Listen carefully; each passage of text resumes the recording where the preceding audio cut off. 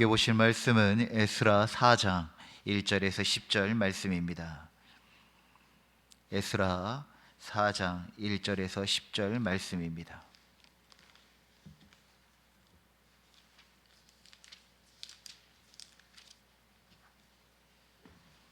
구약 715페이지쯤에 있습니다. 에스라 4장 1절에서 10절 말씀 한 절씩 교독하겠습니다.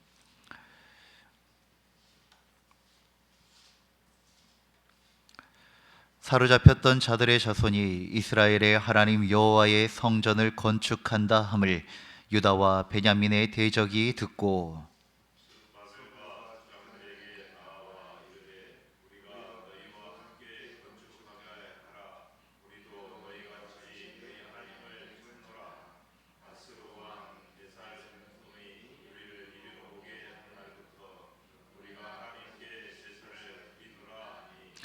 스룹바벨과 예수아와 기타 이스라엘 족장들이 이르되 우리 하나님의 성전을 건축하는데 너희는 우리와 상관이 없느니라. 바사왕 고레스가 우리에게 명령하신 대로 우리가 이스라엘의 하나님 여호와를 위하여 홀로 건축하리라 하였더니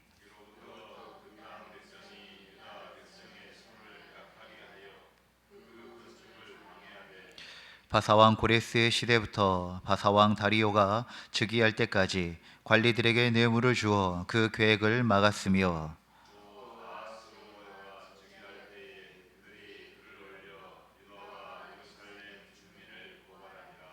아닥사스다 때에 비슬람과 미드르닷과 다부엘과 그의 동료들이 바사왕 아닥사스다에게 글을 올렸으니 그 글은 아람 문자와 아람 방언으로 써서 진술하였더라.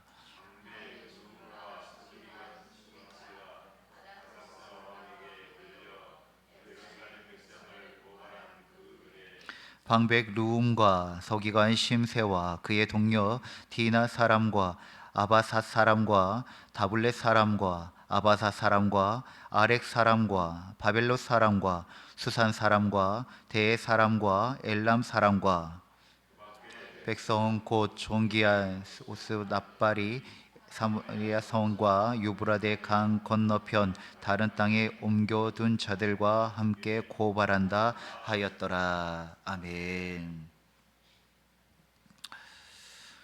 우리가 믿음의 길을 가다 보면은 항상 동역자가 함께하지만 또 동시에 언제나 방해자도 함께하기 마련입니다.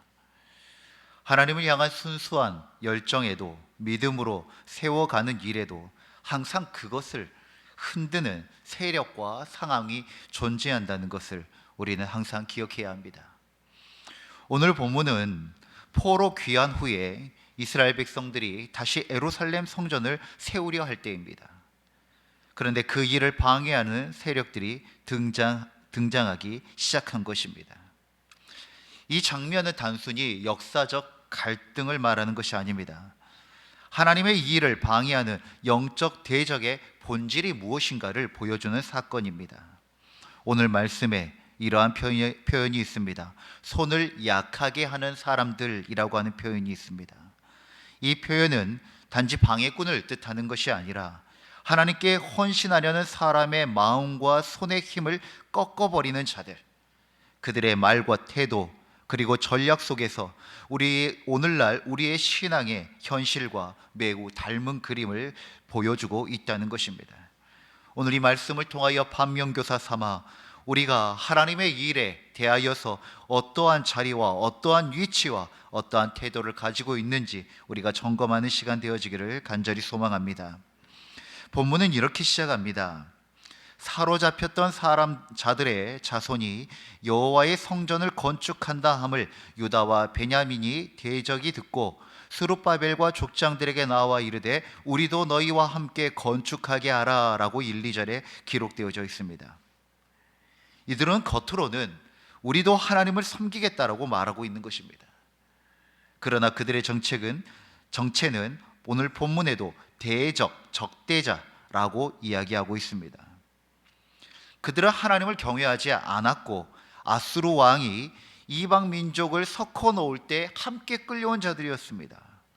그들의 신앙은 혼합된 종교였고 즉 하나님을 섬긴다 하지만 하나님도 섬기고 이방 신도 섬기는 그런 타협된 신앙을 가지고 있었던 자들입니다. 이들의 말은 매우 그럴싸합니다.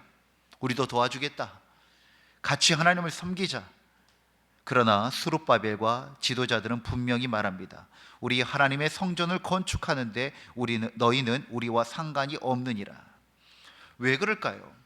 무언가 일을 할 때는 정말 필요한 것이 사람입니다. 그리고 또 헌신과 수고가 꼭 필요합니다. 그럴 때 누군가가 돕는다라고 하는 것은 정말 반가운 소식이라는 것이죠. 그럼에도 불구하고 이 지도자들과, 영적 지도자들과 이스라엘 백성들 지도자들은 그들에게 분명히 이야기합니다. 너희는 우리와 상관없다. 왜 그런 것일까요? 그들의 중심이 동일하지 않기 때문입니다. 목적이 같지 않기 때문인 것입니다.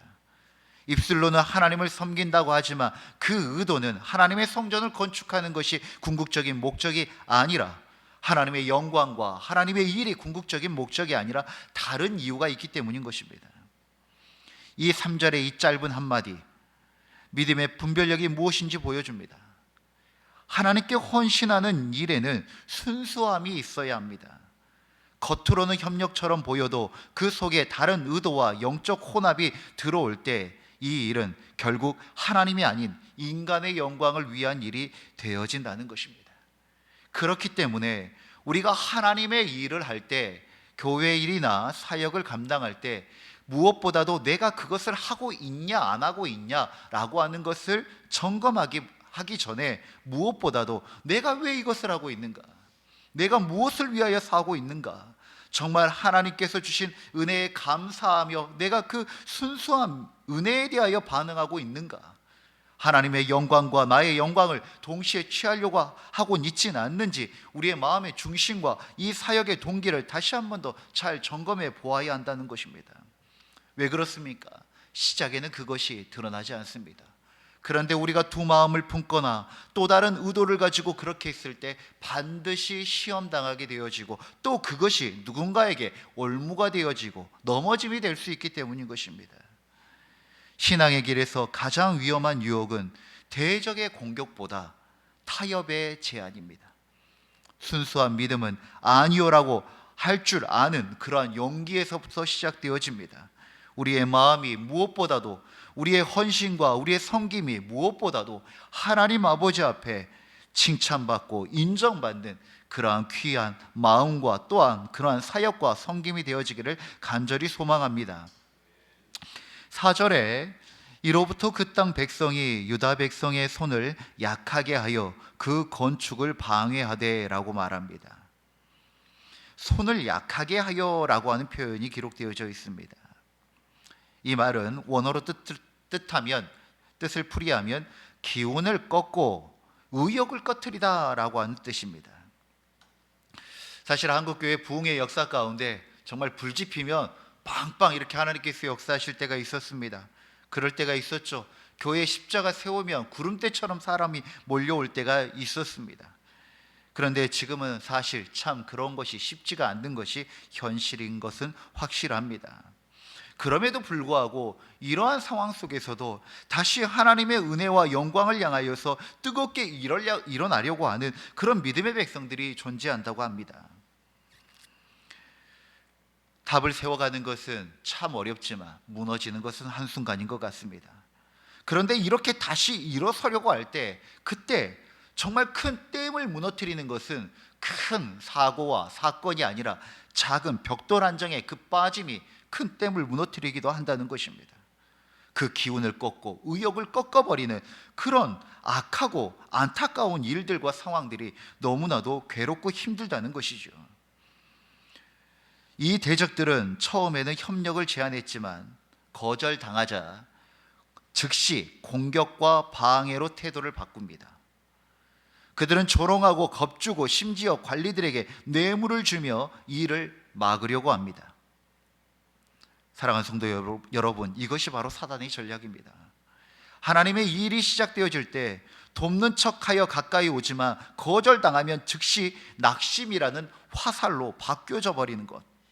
오늘날도 마찬가지입니다. 신앙의 열정을 꺾는 말이 있습니다. 그런 이야기 있죠. 뭐 시작하려도 뭐 그거 되겠어? 뭐 사람이 모이겠어? 요즘 그런 시대가 아니야. 그렇게 믿음으로 살면 손해봐. 이러한 이야기들이 무언가를 시작하기도 전에 우리의 상황과 믿음을 흔들리는, 손을 약하게 하는 말이 된다는 것입니다. 물론 이유가 있겠지요. 잘 상황을 분석하고 판단하는 것도 중요하겠지요. 그러나 무엇보다도 나의 입술의 말과 나의 행사가 이것이 하나님의 영광과 하나님의 뜻과 함께 가고 있는지 반드시 점검해 보아야 한다는 것입니다. 신앙은 환경에서 무너지지 않습니다. 마음에서 무너지는 것입니다.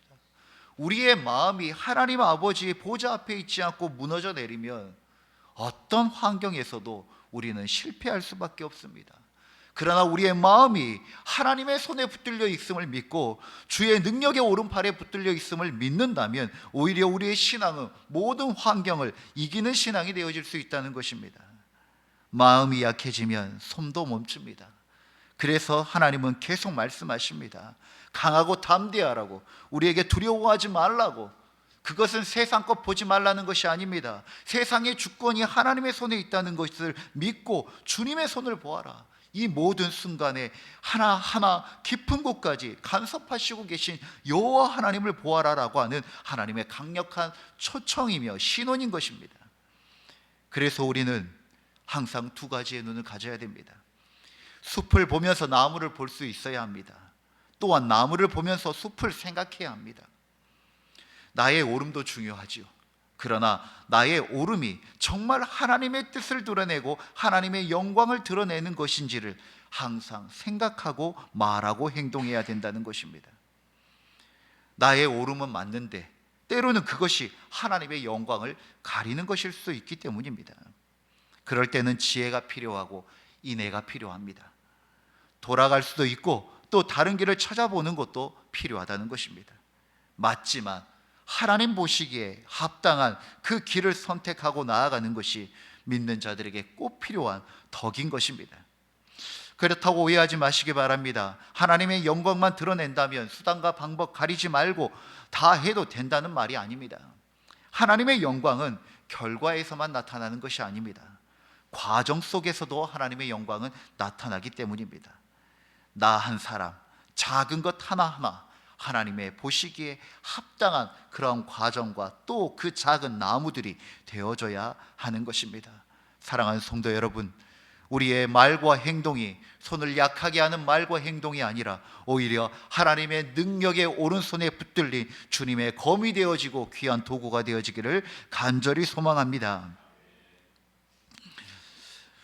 악의 연합이, 악의 공격이 갈수록 거세집니다. 악은 항상 연합합니다. 믿음의 백성들과 선만 연합한 것이 아니라 악도 연합합니다. 우리의 불평이 상황을 만나고 또 불평의 말을 만나고 나면 어느 순간 그 힘은 한순간에 커져간다는 것입니다. 본문 후반부에는 이 대적들이 여러 왕들에게 고발장을 올리는 장면이 나옵니다.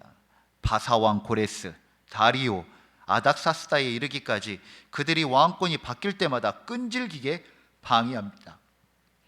그들이 글을 올려 유다와 예루살렘 주민을 계속해서 고발하는 것입니다. 이것은 그냥 정치적 로비가 아닙니다.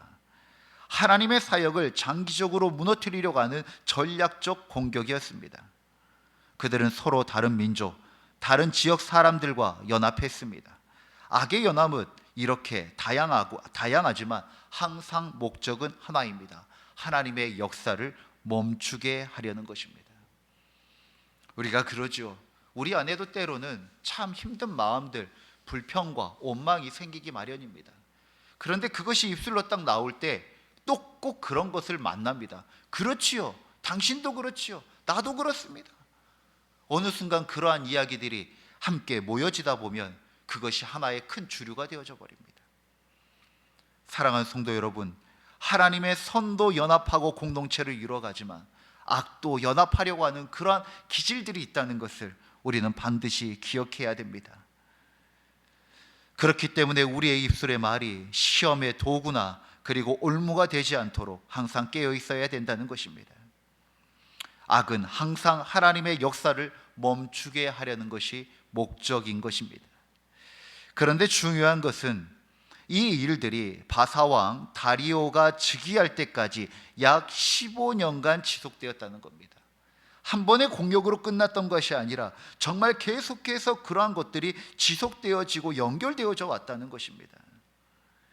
하나님의 일을 한다고 해서 항상 순탄한 것이 아닙니다.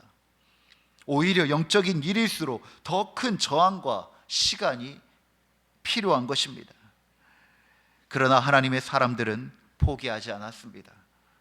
그 시간이 15년이 되어도 20년이 되어도 하나님의 사랑과 은혜는 진실이고 진리이며 여전히 하나님의 동행하시는 임마누엘 역사가 함께하기 때문에 하나님의 사람들은 하나님 때문에 포기할 수 없었던 것입니다. 그들이 멈추었다가도 하나님이 다시 일어나 건축하라 라고 하실 때 다시 손에 도구를 듭니다. 왜냐하면 하나님께서 일으키시기 때문입니다. 5장 1절부터 2절 말씀에 하나님이 다시 그들을 향하여 하나님의 전을 건축하라고 이야기합니다. 수없이 많은 방해와 또 역경과 시험들이 있지만 하나님의 말씀을 의지하여 그들은 다시 일어났다는 것입니다.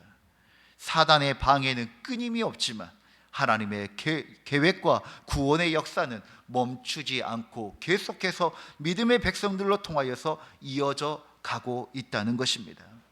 사랑하는 성도 여러분, 우리 안에 하나님의 크신 손이 있습니다. 그러나 우리의 삶 가운데 여전히 손을 약하게 하는 그런 말과 사람들과 그러한 존재들이 있다는 것을 기억하셔야 됩니다. 지난 주일에 말씀드렸던 것처럼 이 말을 어떠한 한 사람이나 집단에게 특정화시키는 것을 말하는 것이 아닙니다. 악의 어둠의 세력들의 그런 영역들과 흐름들이 있다는 것입니다. 바로 그러할 때, 환경이 우리의 손을 약하게 할 때, 그럴 때 있잖아요. 현실의 벽, 경제적 문제, 시간의 제약, 이것이 우리의 열심과 열정을 식게 할 때가 있다는 것입니다. 그러나 하나님은 지치지 않는 손으로 우리를 붙드십니다. 나는 지칠지라도 하나님은 멈추지 아니하시고 지치지 않으신다는 것입니다. 또 이럴 때도 있습니다. 사람의 말이 우리의 손을 약하게 할 때가 있습니다. 한번 해보려고 하는데 비난의 소리, 오해와 조롱 속에서 참 우리가 힘들어할 때가 있습니다. 그럴 때 우리를 붙들어주는 것, 이사야 41장의 말씀에 있는 것처럼 낙심한 자의 손을 붙드시는 분, 바로 우리 여호와 하나님께서 함께 하십니다. 세상의 말에 시험될 것이 아니라 하나님의 말씀에 귀 기울이고 따르는 주의 백성들 되어지길 원합니다. 그리고 또 이럴 때가 있습니다. 내 안에 두려움이 손이 약하게 할 때가 있습니다. 내 안에 연약함과 두려움들, 그리고 염려와 걱정들, 그것이 하나님 앞에 쓰임받고자 하는데 자꾸 그 첫걸음을 멈추게 하려고 합니다. 믿음은 완전한 조건에서 시작되지 않습니다. 손이 약해질수록 무릎을 굳게 세워야 합니다. 우리가 무릎이 굽혀질 때 하나님의 손이 우리를 강하게 하실 것이고 우리를 붙들어 주실 것입니다. 사랑하는 성도 여러분, 성전 재건의 역사는 하나님의 백성이 낙심하지 않을 때 완성되어집니다. 손이 약해져도 마음이 무너져도 하나님은 여전히 그분의 일을 이루십니다. 오늘도 하나님은 말씀하십니다. 우리에게 강하고 담대하라, 내가 너와 함께하리라고 말씀하십니다. 그 말씀을 의지하여 승리하고 이기는 자, 하나님의 손에 붙들린 자들이 되어지기를 간절히 소망합니다. 기도하겠습니다. 주님, 때로는 환경이, 때로는 사람의 말이, 또 때로는 내 자신의 그 두려움이 우리의 손을 약하게 만듭니다. 하나님, 그러나 주님, 그럴 때마다 다시 우리의 손을, 우리의 마음을, 우리의 삶을 붙들어 주옵소서. 스룹바벨처럼 낙심하지 않고 믿음으로 서게 하시며 손이 약해질 때마다 다시 무릎으로 일어서게 하여 주옵소서. 하나님의 역사를 멈추지 않는 믿음의 사람으로 사는 나와 또 우리 순마음교회와 이 땅의 믿음의 백성들과 주의 몸된 교회들이 되게 하여 주시옵소서. 여전히 찾고 찾으시며 하나님의 영광을 위하여 쓰임받는 백성들을 찾으셔서 주의 나라를 이루어 가시는 여호와 하나님, 오늘도 그 주님의 선하신 일하심과 그 사랑과 인애가 한이 없음을 하나님 우리가 찬양하는 복된 이 하루가 되어지기를 간절히 소망합니다. 우리의 찬양과 우리의 삶과 우리의 인생 위에 거하여 주옵소서. 이 말씀이 우리의 말씀 되어지기를 간절히 소망하오며 우리 주 예수 그리스도의 이름으로 기도드립니다. 아멘. 주님이 가르치신 기도로 예배를 마치겠습니다. 하늘에 계신 우리 아버지, 아버지의 이름을 거룩하게 하시며 아버지의 나라가 오게 하시며 아버지의 뜻이 하늘에서와 같이 땅에서도 이루어지게 하소서. 오늘 우리에게 일용할 양식을 주시고 우리가 우리에게 잘못한 사람을 용서하여 준 것 같이 우리 죄를 용서하여 주시고 우리를 시험에 빠지지 않게 하시고 악에서 구하소서. 나라와 권능과 영광이 영원히 아버지의 것입니다. 아멘. 우리의 기도를 주님께 올려드립시다.